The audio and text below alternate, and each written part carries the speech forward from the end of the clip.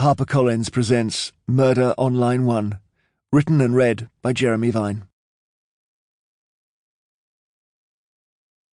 To my three queens, Rachel, Martha, Anna.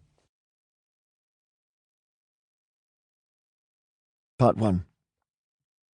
Chapter 1. He could smell the lad, smell his son on the field as he approached. The unquenchable, restless love of the parent, scanning the air like radar. The lion's nose, the wind always told you where your cub was. The February cold stung his cheeks as a slap would. In the distance he heard the teams shouting, "Pass, here," and strained for Matty's voice. He could not wait to reach the touchline and call out his support. The mist rose from his mouth, as thick as vaped cinnamon. Approaching the other parents, he felt a sudden cough leap in his chest and stifled it, hugging his overcoat. A cough at this moment might have sounded deliberate, a way of ensuring they turned and greeted him. He would rather be alone. The sports field was on Pin Lane, a former wheat field, halfway between the school in Cubitt St. Clair and the coast at Sidmouth. The seaside was a 4-mile drive from the school. The boys must have been disappointed when the coach stopped halfway, after the sharp left which put the River Otter behind them. A sign read, "School Sports Private," suggesting a world shortage of colons. On the field, the occasional lopsided bounce of the football was a reminder of furrows here in years gone by, a memory of wheat grown. Some sheaves still sprouted behind the goalposts. Once a wheat field, always a wheat field.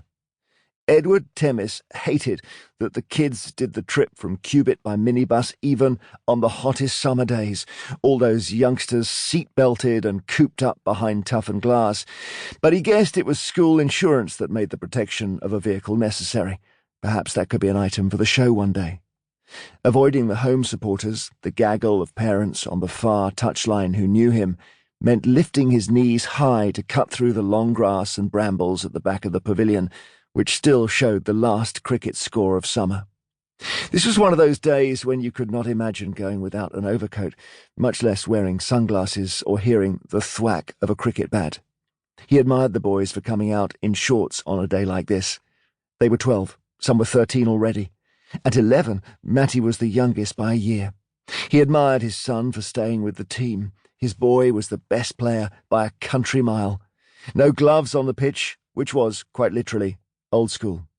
The shouting got louder. He felt the damp from the unkempt grass reach his shins and cursed a bramble that caught the end of his trouser leg.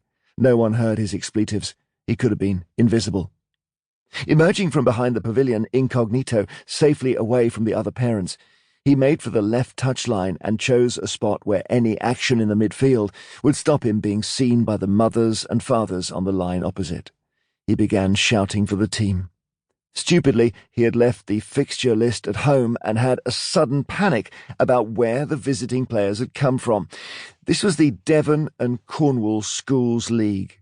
Cubitt St. Clair boys were mid-table, punching above their weight, not least because of a couple of crackers Matty had scored from midfield. Matty's mother would have loved to hear about that. An observer might have wondered about this tall, heavy-set dad with a whiskery growth of beard and dark hair curling beyond his collar, who joined the visiting team's parents and, rocking backwards and forwards in those big shoes, shouted for his child. They might have noticed the hearing aid when he reached behind his left ear once or twice. A boys' football game was not the sort where fans of opposing teams had to be kept separate, but the way he called his son's name and urged him to, "Pass, Matty, double back, that's it," or "Watch for the long ball, just run, it'll find you," was a little hard on the ears. The parents around him, the away fans, visiting from Dittisham, he now remembered, 45 miles distant, shot each other glances.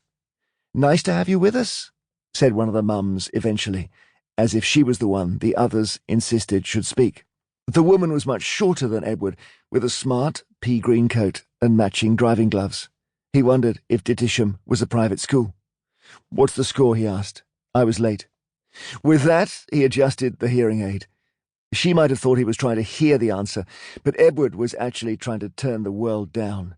He was just here to shout for Matty. The woman turned and... Sample complete. Ready to continue?